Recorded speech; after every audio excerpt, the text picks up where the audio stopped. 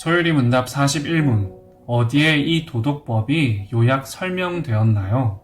오늘은 소율이 문답 41문을 함께 보겠습니다. 먼저 41문의 문답 내용을 함께 보겠습니다.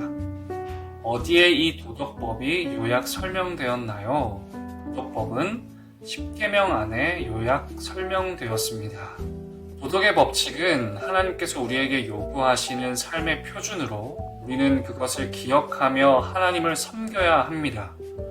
이 도덕의 법칙이 간략하게 잘 정리되어 있는 것이 10계명입니다. 하나님께서 시내산에서 이스라엘과 언약을 맺어 하나님의 백성으로 삼으시고 이스라엘이 지켜야 할 도덕의 법칙을 주십니다. 이것이 10계명입니다. 이 도덕법은 모든 사람에게 하나님이 어떤 분이신지를 알려줌과 동시에 그분의 피조물이라면 당연히 하나님의 거룩함에 어울리도록 지켜 행하여야 할 의무를 알려줍니다. 종교개혁자 칼빈은 율법의 역할에 대해서 세 가지로 설명합니다. 첫 번째, 죄를 깨닫고 억제하게 한다. 율법을 통해서 우리가 죄인인 것을 깨닫고 또 우리에게 있는 도덕법으로 인해 죄를 억제하고 사회를 유지하게 합니다. 율법의 두 번째 역할은 스스로 자신을 어찌할 수 없음을 깨닫고 그리스도에게 눈을 돌리도록 안내하는 것입니다.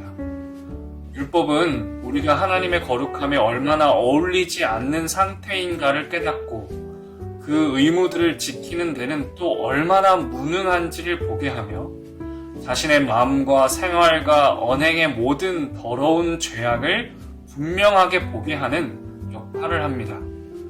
그래서 우리로 겸손하게 하고 스스로의 힘으로는 결코 대안이 없음을 깨닫게 해서 그리스도와 그의 완전한 순종의 필요성을 더욱더 명확히 깨닫게 합니다.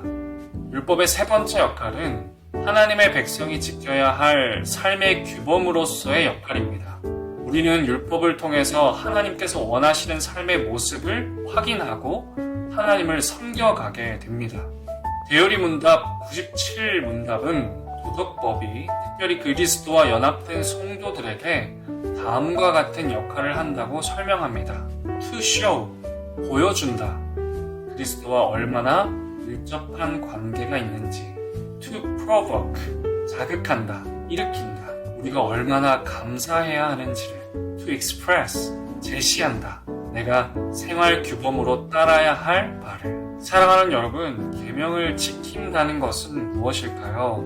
42문을 보면 10계명의 요점에 대해 설명하는데 하나님의 사랑, 이웃 사랑입니다. 하기 싫어서 억지로 하거나 짐이 되거나 응당 치러야 할 대가와 같은 그런 의미에서 지킨다는 수준과는 차원이 다른 것입니다.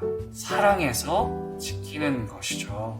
시편의 한 저자는 이렇게 고백합니다. 나의 사랑하는 바 주의 계명을 스스로 즐거워하며 또 나의 사랑하는 바 주의 계명에 내 손을 들고 주의 율례를 묵상하리이다. 오늘 하루도 하나님께서 우리에게 원하시는 그 뜻을 깨달아 거룩한 삶을 쫓아 살아가며 온전한 모습으로 하나님을 섬기는 여러분 되시길 간절히 축원합니다.